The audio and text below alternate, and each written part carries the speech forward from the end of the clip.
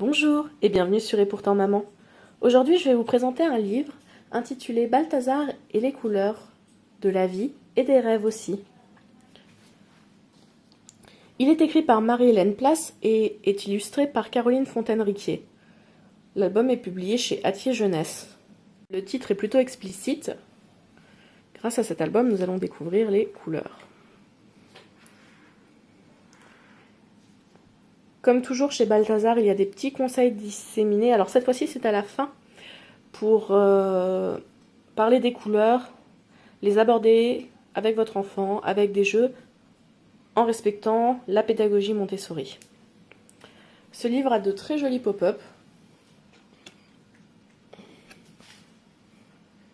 et une histoire très mignonne qui va plus loin que juste les couleurs. Ce n'est pas juste un prétexte à donner les couleurs. C'est plutôt agréable.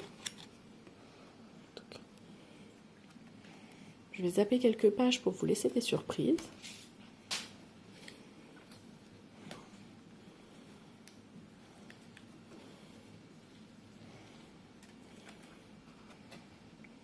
Voilà. Une des premières choses que j'aime beaucoup, c'est que selon l'âge de l'enfant, on va pouvoir aborder que le vert, c'est en fait le jaune et le bleu. Aborder cette couleur secondaire grâce au mélange des couleurs primaires, c'est toujours très sympa. Et ça amuse beaucoup les enfants, surtout si derrière on le reproduit avec de la peinture. Formidable. Même principe pour le violet.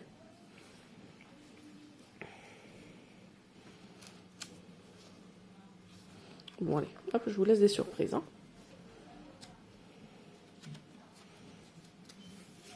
Orange.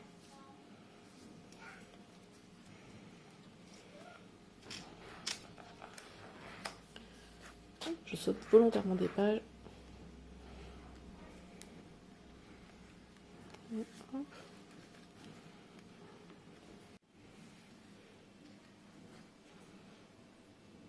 C'est une présentation plutôt en images qu'en mots.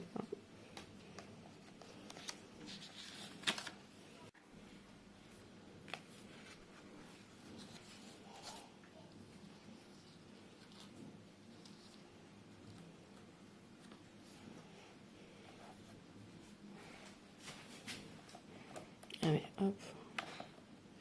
Une dernière petite animation.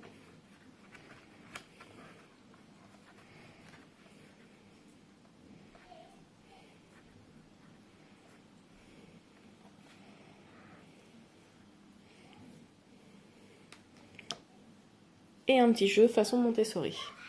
Ça, surprise, vous verrez bien. Voilà, j'aime beaucoup ce livre. Je vous ai pas raconté l'histoire puisque c'est vraiment un passage doux de couleur en couleur, mais moins grossier que jaune comme le soleil, on tourne la page, bleu comme le ciel, on tourne la page, rouge comme la fleur. Voilà, là il y a quand même... Le texte est vraiment beaucoup plus recherché que ça, puisqu'il s'adresse aux... un petit peu plus grand que, par exemple, les couleurs du ciel de bébé Balthazar, qui quand même n'est pas aussi simpliste que ce que je viens d'expliquer.